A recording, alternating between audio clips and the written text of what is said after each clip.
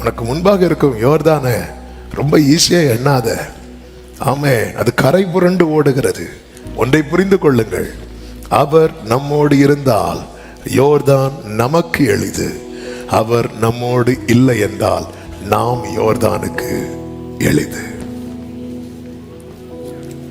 நம்ம நிறைய பிரச்சனையை ஈஸியா ஹேண்டில் பண்ணிடலான்னு பார்த்து கர்த்தர் நம்மோடு இருக்கிறத உறுதிப்படுத்தாம ஃப்ரீயா விட்டு நிறைய இடத்துல மாட்டி இருக்கிறோம். இன்று இந்த மாலை வேளையில் இந்த செய்தியை பேசும்போது ஆவியானவர் தீர்க்கமாய் சொன்ன வார்த்தை இதுதான்.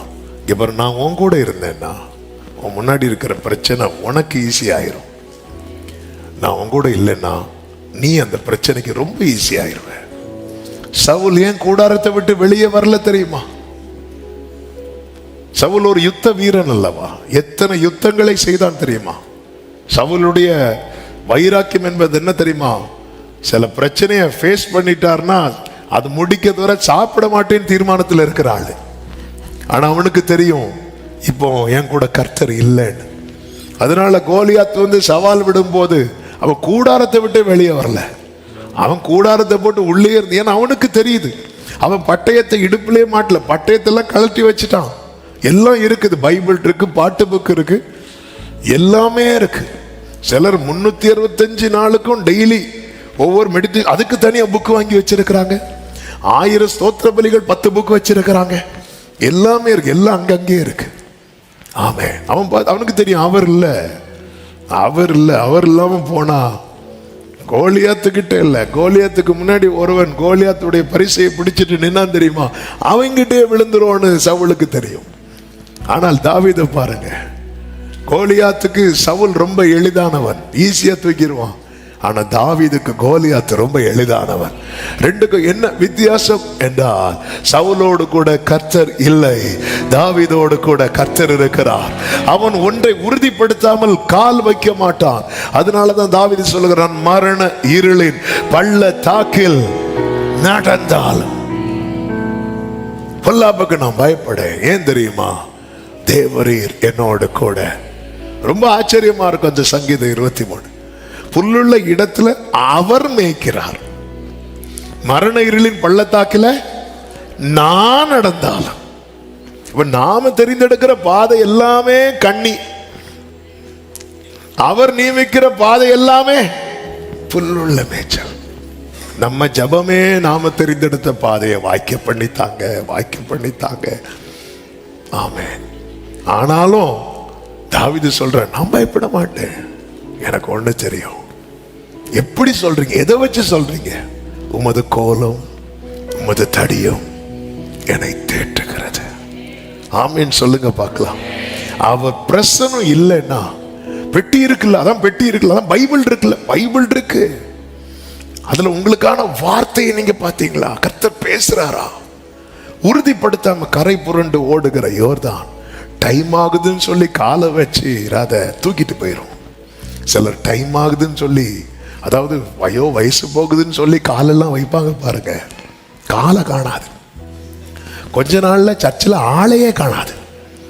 அப்படி ஆளெல்லாம் தூக்கிட்டு போன யோர்தான்கள்லாம் இருக்குது. ஆமென். ஐயா, நான் ரொம்ப வயசாச்சு. இல்ல, தேவ பிரசனம் முன்னோடு இருப்பதை உறுதிப்படுத்தாமல் காலெடுத்து வைக்காதே. வேதம் என்ன சொல்லுகிற தெரியுமா? யோர்தான் பின்னிட்டு திரும்பினது, கடல் கண்டு விலகி ஓடிட்டு.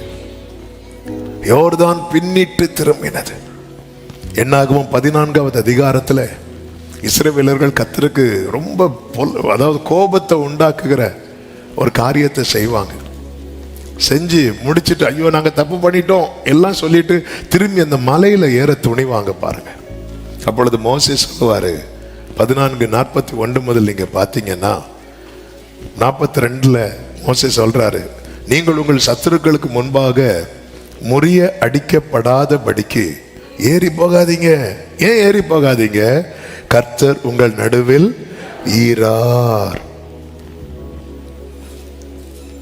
ஆனாலும் 44வது வசனம், ஆனாலும் அவங்க என்ன பண்றாங்க அப்படின்னா ஏற துணிந்தார்கள். அந்த வசனத்துல பிற்பகுதியை பாருங்க, கர்த்தருடைய உடன்படிக்கையின் பெட்டியும் மோசேயும் பாளையத்தை விட்டு போகல. ஏன் மோசே போகல தெரியுமா? அவனுக்கு தெரியும் இப்ப பிரச்சனை இல்லை. மோசே எந்த மலையும் ஏறுகிறவர், ஆனா இப்ப ஏற மாட்டார். ஆனா இஸ்ரவேலர்கள் பாருங்க, அதான் நாங்க பாவ அறிக்கை பண்ணிட்டோம்ல, சிலருக்கு அது ஒரு வியாதி. இப்படி ஒன்று வச்சிருக்காங்க, எல்லாம் பண்ணதெல்லாம் பண்ணிட்டு வந்துட்டு ஆண்டவரே எங்களை மன்னியும், இதோ வருகிறேன், கால் எடுத்து வைக்கிறது. சிலருக்கு இந்த பாவ அறிக்கை எப்போ பண்ணுவாங்க அப்படின்னு இந்த கம்யூனியன் டேபிள பார்த்தோன்னே இஸ்ரவேலர் மாதிரி பார்த்தோன்னா ஆண்டவரே அவ்வளோதான் முடிஞ்சு, இதோட பாவ அறிக்கை எல்லாம் அவங்களுக்கு முடிஞ்சது. மோசே தெரியும் இல்லை, அவர் இல்லை. அதனாலதான் பாருங்க, நான் தூதன் அனுப்புறேன்னு ஆண்டவர் சொல்லும் போது ஆண்டவர்கிட்ட மோசே கேட்பார், ஆண்டவரே உங்க சமூகம் எங்க கூட வரலன்னா நாங்க போக மாட்டோம் ஆண்டவரே, நாங்க தோத்துருவோம்ப்பா. நீர் என்னோடு இருக்கும்போது என்னாலும் வெற்றி வெற்றியே. இயேசு என்னோடு இருக்கும்போது என்னாலும் வெற்றி வெற்றியே. தோல்வி நமக்கில்லையே, நாம் தோற்று போவதில்லையே. சொல்லுவோம், தோல்வி ஆமே, நான் தோற்று போவதில்லையே. நீரனோடு நீரனோடு என்னாலும் வெற்றி வெற்றியே. க்ளோரி, இயேசு என்னோடு.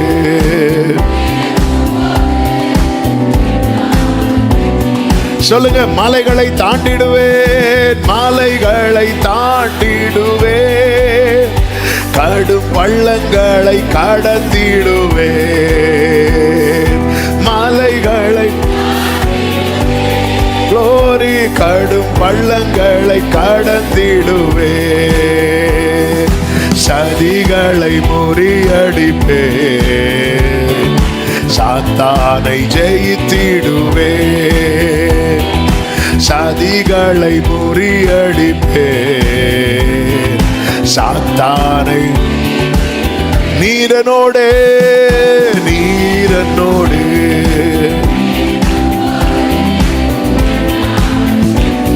பிரியமான கர்த்தருடைய பிள்ளைகளை, நீங்க ஜெபிக்க உட்காரும் போதானாலும் சரி, அவர் கூட இருக்கிறத உறுதிப்படுத்துங்க. அதுக்கு என்ன செய்யணும்னா கொஞ்சம் டைம் எடுக்கணும்.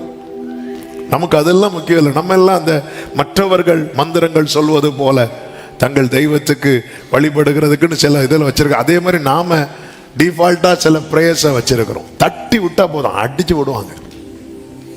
சிலருக்கு அந்த லைனை தாண்டுனா ஜெபமே வராது. வியாதியஸ்தர் ஜெபம் பண்ணாலும் தேசத்துக்காக ஜெபம் பண்ணிட்டு தான் பண்ணுவாங்க. அப்படி ஒரு செட்டப்ல வந்து டியூன் ஆயிட்டாங்க. இப்படிதான் தொடங்கிட்டேன்.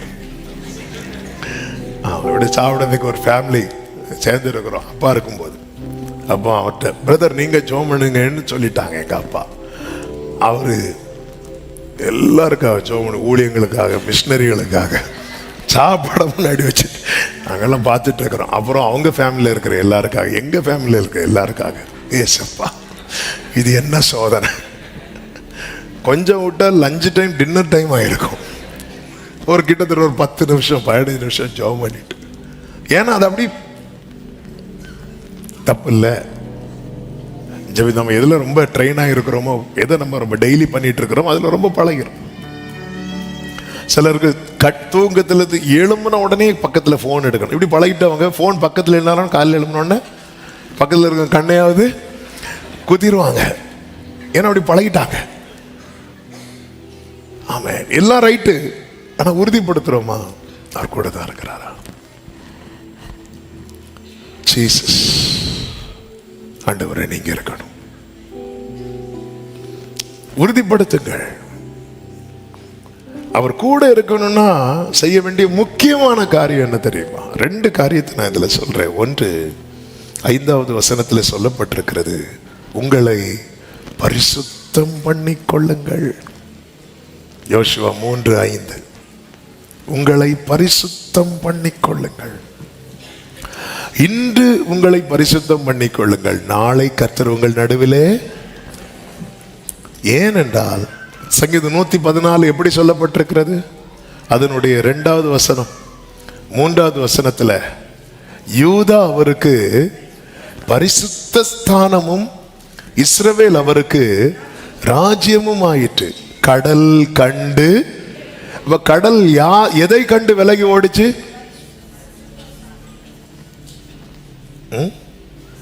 பரிசுத்தரை கண்டு.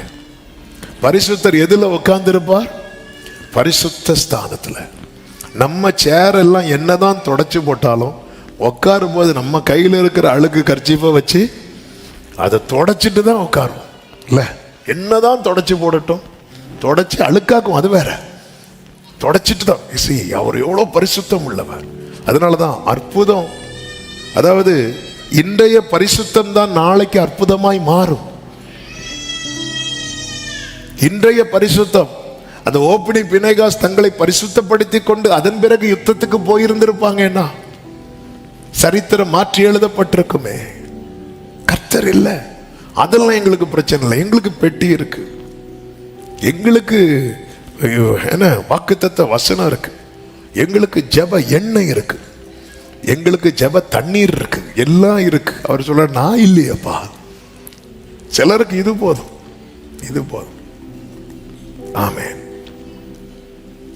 ஹல்லேலூயா. சிலர் ஆசீர்வாதத்துக்கு சாவி எல்லாம் கொடுத்தாங்களாம், சிலர் செங்கல் வர கொடுத்துருக்கிறாங்களாம். இப்படி ஒவ்வொரு தண்ணி எல்லாம் ஜோ பண்ணி வச்சிருக்காங்களாம். எல்லாம் ரைட்டு. ஆண்டவர் இருக்கிறாரா? ஆண்டவர் இருக்கிறாரா?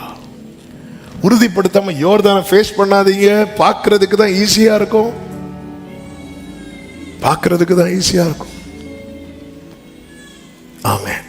பவுல் பிசாசுகளை துரத்துனதை பார்த்துட்டு கொஞ்சம் பேர் வந்து நாங்களும் துரத்துறோம் சொல்லிட்டு பவுல் சொல்லுகிற அந்த நாமத்தில் நாங்க போட்டு அடின்னு அடிச்சு துண்டை காணும் துணியை காணும்னு ஓட விட்டுச்சு பிசாசு. அப்பதான் பார்த்தாங்க பவுல் உறுதிப்படுத்துறார், என் கூட கர்த்தர் இருக்கிறார். ஆமென். உங்க கூட கர்த்தர். யோர்தானை ஈஸியா எடுக்காதீங்க. நீங்க உறுதிப்படுத்தாம சோதோமின் ராஜாவை ஆபிரகாம் சந்திக்கிறதுக்கு முன்பதாக மெல்கிசேதேக்கை சந்திச்சிட்டு போறாரு. இன்னைக்கு பல பிரச்சனைகள் உங்களுக்கு ரொம்ப கடினமா இருக்கிறதுக்கு காரணம் என்ன தெரியுமா? நீங்க தனியா சந்திக்கிறீங்க. இதை யோர்தானை எப்படி சந்தித்தாக வேண்டும் தெரியுமா? தேவ பிரசன்னத்தோடு பரிசுத்தம் பண்ணி கொள்ளணும். அடுத்து பாருங்க, அதனுடைய 4வது வசனத்திலே சொல்லப்பட்டிருக்கிறது. அந்த 4வது வசனத்தை வாசியுங்கள்.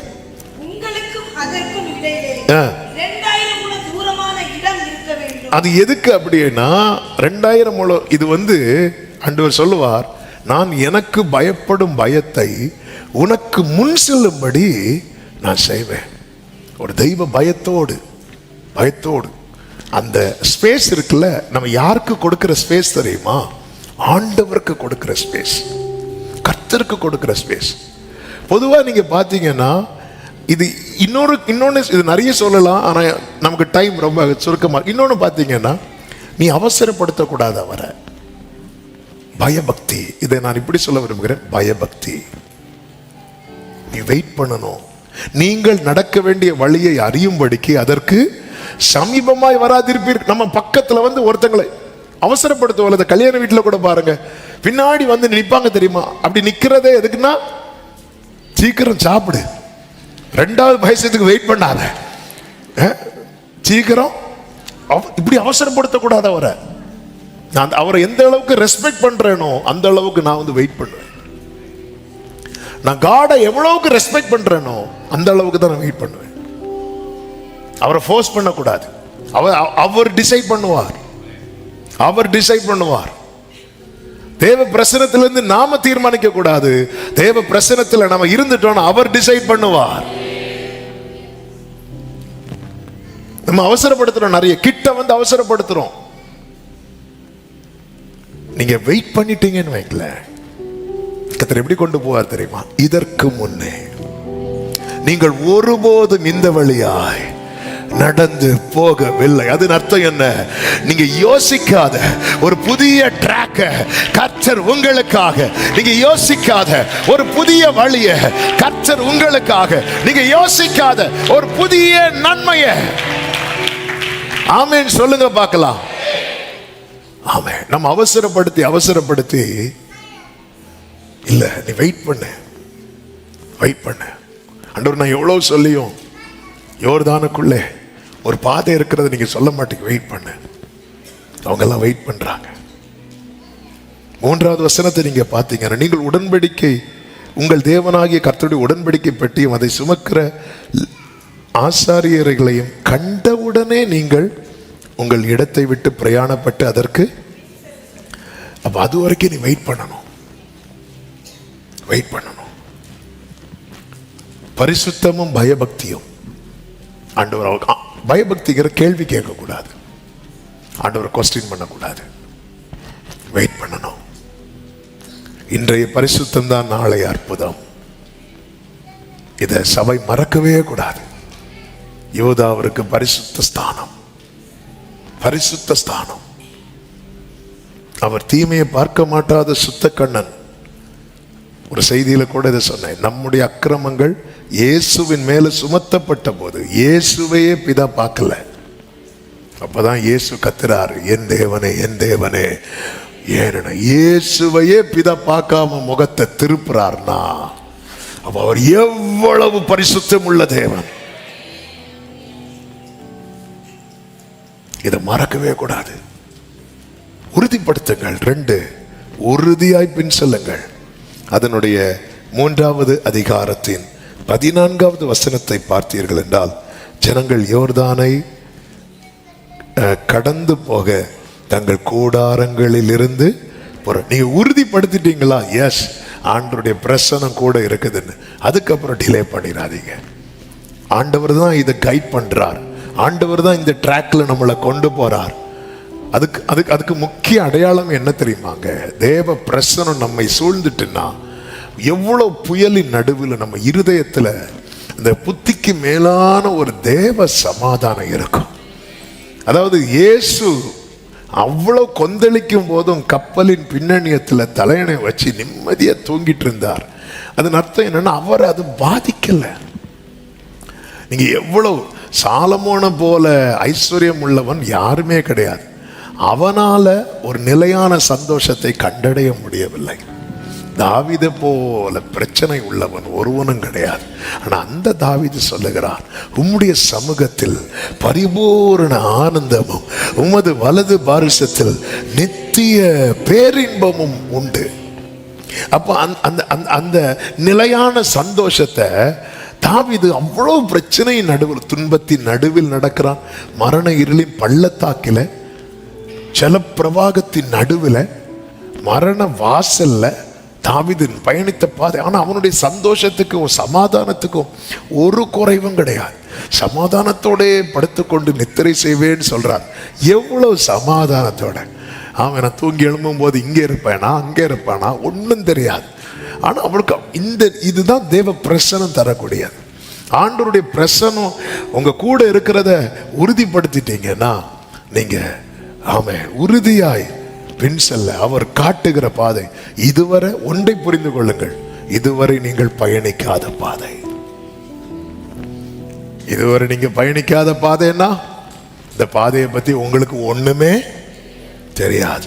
பக்கத்துல 2 பேரை பார்த்து சொல்லுங்க, இந்த பாதையை பத்தி உங்களுக்கு ஒண்ணுமே தெரியாது, தெரியாது. ஆமே, உங்களுக்கு ஒண்ணுமே தெரியாது. ஆமே. சிலரை எழுப்பி விட்டதற்காக நன்றி. இந்த பாதையை பற்றி சில இந்த சமாதானத்தோட சொன்னே தூங்கியாச்சு. ஆமே, இந்த பாதை ஒண்ணுமே தெரியாது, ஒண்ணுமே தெரியாது. அல்லேலூயா. நடக்க சொல்லி தாரும் இயேசுவே, இயேசுவே நடக்க சொல்லி தாரும். ஆண்டவரே, என்னை எதுல ஆண்டவரே நடத்துறீங்க? நான் இவ்வளவு நாள் வெயிட் பண்ணியிருந்தேன், எதுல நடத்துறீங்க பாரு. இதுவரை நீ போகாத பாதை. சிவந்த சமுத்திரம்னா உனக்கு தெரியும் அது எப்படி இருக்கும். அது சென்டர்ல என்ன எல்லாம், இது உனக்கு தெரியாது. அறியாத வழியில தெரியாது. அப்போ நீ எதை மட்டும்தான் கம்ப்ளீட்டா சார்ந்திருக்கணும் தெரியுமா? அவரை மட்டும்தான். அதனாலதான் மோசே சொல்றார், ஆண்டவரே உமது வழியே எனக்கு தெரியும், என் சமூகம் உனக்கு முன்பாக செல்லும் மோசே, நான் உனக்கு இளைப்பாறுதலை தருவேன். நீங்க மட்டும் ஏன் கூட வரலன்னா இங்கிருந்து கொண்டு போயிடாதீங்க. கர்த்தர் கூட இருக்கிறாரா? புறப்பட்டு போ, புறப்பட்டு போ. கர்த்தருக்கு மகிமை உண்டாவதாக உறுதியாய் செல்லுங்கள். மூன்றாவது, அந்த உடன்படிக்கை பெட்டி சுமக்கிற ஆசாரியர்கள் என்ன செய்தார்கள் தெரியுமா? 15 முதல் நீங்க பார்த்தீங்கன்னா, பெட்டியை சுமக்கிற ஆசாரியர்களின் கால்கள் தண்ணீரின் ஓரத்தில் பட்டவுடனே மேலே இருந்து ஓடி வருகிற தண்ணீர் என்ன ஆயிட்டான்? நின்று. எல்லாரும் சொல்லுங்க பார்க்கலாம், எல்லாரும் சொல்லுங்க, நின்று. ஆமென். அது குவியலாக குவிந்தது. ஒரு பிரச்சனை, கரை புரண்டு ஓடுகிற பிரச்சனையை பிரசனத்தை சுமக்கிறவனுடைய கால் பட்டதுமே ஸ்டாப் ஆகுது. சத்தமா ஆமென் சொல்லுங்க பார்க்கலாம். தேவ பிரசனத்தை சுமக்கிறவர்களா, இந்த உடன்படிக்கை பெட்டிய சுமக்கிறவர்களா நீங்க மாறிட்டீங்கன்னா, உங்க வீட்டுல ஒரு பெரிய பிரச்சனை இருக்குங்க, நீங்க போய் அதுல கால் வைக்கும் போது ஸ்டாப் ஆகுது. ஆமென். ஹல்லேலூயா. சில பிள்ளைங்க பாருங்க ஓயாம அழுதுட்டு இருப்பாங்க பாருங்க. சிலர் அந்த பிள்ளைய கையில எடுத்ததும் அந்த பிள்ளை அழுகு என்ன ஆயிரும்? நிப்பாட்டிரும். ஆமென். ஹல்லேலூயா. அந்த பிரச்சனை அப்படி நின்றும். அப்ப தேவ பிரசனம் என்பது எவ்வளவு எவ்வளவு முக்கியமானது.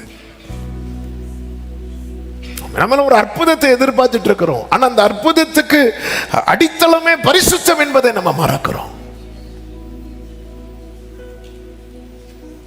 அந்த பரிசுத்தம், பரிசுத்த ஸ்தானம் ஆயிட்டோம் வைங்கள, அவருடைய பாதம் அமரும். அவர் சொன்னார், என் பாத ஸ்தானத்தை நான் மகிமைப்படுத்துவேன்.